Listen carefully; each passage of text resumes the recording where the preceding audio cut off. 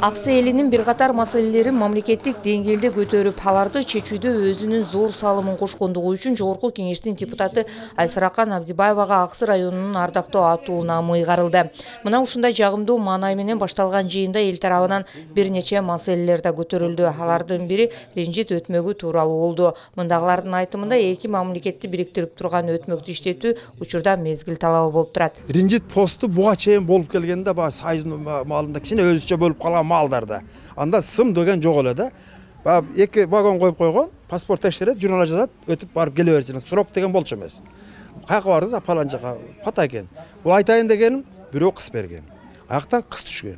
Ошолорду эми баягы ысык суук болот экен, той тобур болот экен. 80 км Баймак менен барып, Амуршек келебиз да. 3 км келбейт. 1,5 км бизден чегара, ар жагы ошондой.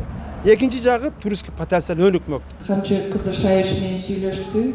Өзбек тарап макул эмес экен дегенин айтты эле, мен айттым. Менде документ бар эле, Өзбек тараптын официальный кайрылуусу берген өкмөтүңөр. Ошону көрсөттүм, мен как раз телефонумда көчүрмөсү бар экен.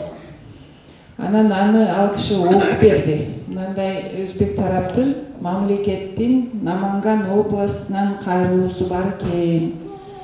Официально ошону эми азырынча пеши ход кылып ачып берели деген ойду айтты да.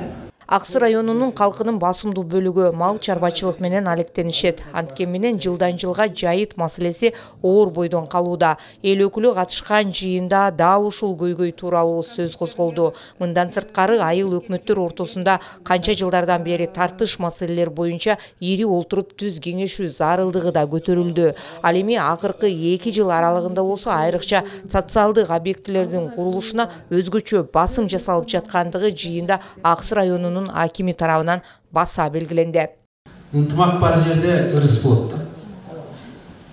Кээ бир райондорду акими тескери карап, айыл өкмөтү ылдый карап, Жогорку Кеңештин депутаты нары басып көп нерсе чечилбей калгандар көргөнбүз, ырысчылдап чырдап жүргөндөр.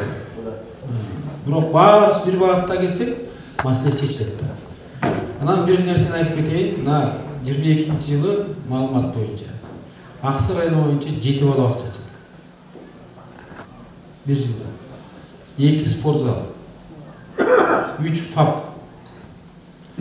Быйыл былтыр 5 мектеп жанданган курулуш иштери. Быйыл 4 мектепти ачабыз деп атабыз. Чындыгында Кыргызстанда бүгүнкү күндө мактоого татырлык иштер жүрүп жатат. Айрыкча аймактарды өнүктүрүүгө бийлик бар күчүн жумшап жатат. Мындай пикирин жыйын соңунда Жогорку Кеңештин депутаты Айсаракан Абдибаева билдирди. Өзгөрүүгө аракет кылабыз деп. Ар бир жаран өзүнүн ички дүйнөсүндө өзгөрүү болсо, коомду өзгөрүү болот. Албетте көйгөйлөрдү жеринде көрүп, аны мамлекеттик деңгээлде көтөрүп элетин болбостон чечилишине да себепчи болуу бул өзүнчө бир чоң эмгекти талап кылат.